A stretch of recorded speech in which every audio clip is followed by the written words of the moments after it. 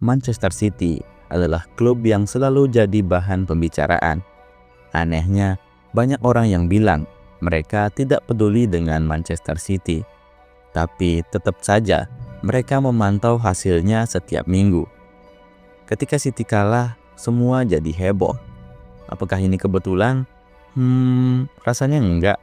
Dan saat ini, City memang jadi sorotan. Ada dua hal besar yang melibatkan mereka. Yang pertama, performa buruk di lapangan dan kasus hukum yang sedang berjalan. Oke, jadi mari kita bahas dari performa buruk City terlebih dahulu. Untuk pertama kalinya dalam karir Pep Guardiola, ia mengalami 5 kekalahan beruntun. Ini sesuatu yang hampir mustahil dibayangkan. Pep, yang dikenal sebagai salah satu manajer terbaik di dunia, jarang sekali menghadapi momen seperti ini. Namun, kenyataannya, City kalah di 5 pertandingan terakhir mereka. Mari kita lihat 5 kekalahan itu. Yang pertama, rentetan kekalahan ini dimulai saat kalah di EFL Cup dari Tottenham. Tapi mungkin ini tidak terlalu mengganggu Manchester City, karena mereka sudah sering menjuarai trofi ini. Lalu yang kedua, kalah dari Bournemouth di Premier League. Ini hasil yang cukup mengejutkan, karena Bournemouth bukan tim yang dianggap sebagai ancaman besar. Lalu kekalahan berlanjut di Champions League. Mereka kalah dari Sporting CP dengan skor telak 1-4 di fase grup.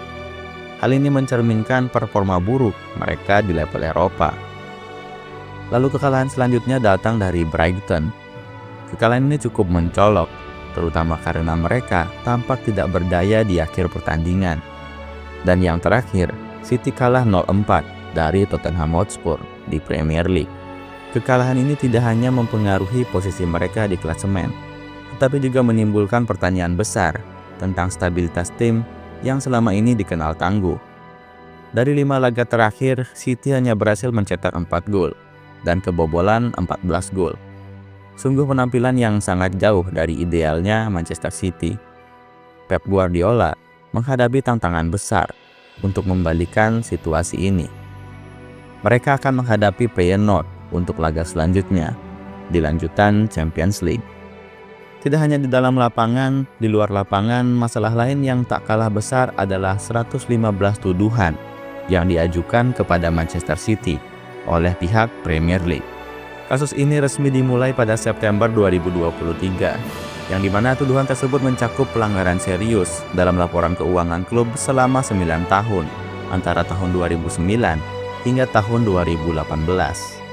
Beberapa poin utama dari tuduhan ini adalah yang pertama, ketidakakuratan dalam laporan keuangan Manchester City, lalu pelanggaran aturan UEFA terkait keuntungan dan keberlanjutan, dan tidak kooperatifnya Manchester City dalam investigasi Premier League sejak tahun 2018. Apakah semua tuduhan ini akan terbukti? Tentu tidak ada yang tahu pasti, tapi jika City dinyatakan bersalah, meskipun hanya untuk sebagian kecil dari tuduhan tersebut, dampaknya mungkin bisa sangat besar. Kasus ini masih berjalan dan hasilnya baru akan diketahui pada awal 2025. Namun banyak yang percaya bahwa City tidak akan terkena hukuman besar seperti degradasi. Mengapa? Karena Pep Guardiola baru aja memperpanjang kontrak dengan Manchester City. Jika City benar-benar menghadapi risiko besar, rasanya sulit membayangkan Pep akan mau bertahan. Mereka juga percaya bahwa hukuman terburuk yang mungkin diterima City adalah denda besar atau pengurangan poin yang kecil. Untuk degradasi atau larangan transfer, tampaknya sangat kecil kemungkinan terjadi. Jika City berhasil melewati kasus ini dengan hukuman yang sangat kecil, apa artinya bagi dunia sepak bola? Apakah itu menunjukkan kelemahan dalam sistem atau justru memperkuat anggapan bahwa klub besar selalu mendapatkan perlakuan istimewa? Selain dari kasus hukum dan kekalahan beruntun, ada masalah lain yang memperburuk situasi City, yaitu cederanya pemain kunci. Beberapa pemain inti seperti Kevin De Bruyne, Rodri, Jack Grealish, dan Nathan Ake harus absen. Kehilangan pemain-pemain ini jelas berdampak besar pada performa Manchester City. Namun, publik cenderung tidak peduli dengan masalah cedera yang dialami City. Alasannya sederhana, City punya banyak uang dan kedalaman skuad yang luar biasa. Tapi jika kita melihat situasi saat ini, cedera memang memainkan peran yang sangat besar. Para pemain muda seperti Rico Lewis dan Oscar Bob kini mendapat lebih banyak waktu bermain. Tapi tentu, pengalaman mereka belum sebanding dengan para seniornya. Lalu, apakah City masih menjadi favorit juara? Meski dalam krisis, City masih berada di peringkat kedua Liga Inggris, hanya 5 poin di belakang Liverpool. Hal ini menunjukkan betapa tingginya standar yang mereka miliki. Namun, jika performa buruk ini terus berlanjut, peluang juara tentu makin sulit. Liverpool di bawah manajer baru Arne Slot tampil sangat luar biasa. Mereka menjadi pesaing kuat untuk merebut gelar musim ini. Arsenal juga tidak bisa diremehkan. Setelah nyaris juara musim lalu, mereka pasti ingin membuktikan diri di musim ini.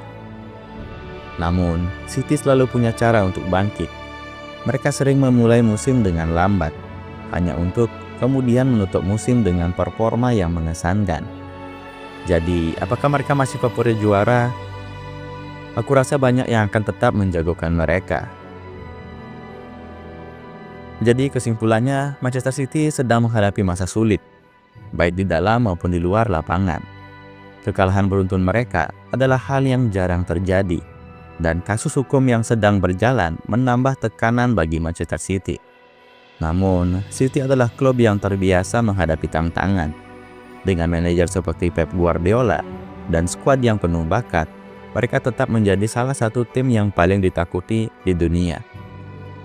Bagaimana menurut kalian? Apakah City akan bangkit dan kembali mendominasi?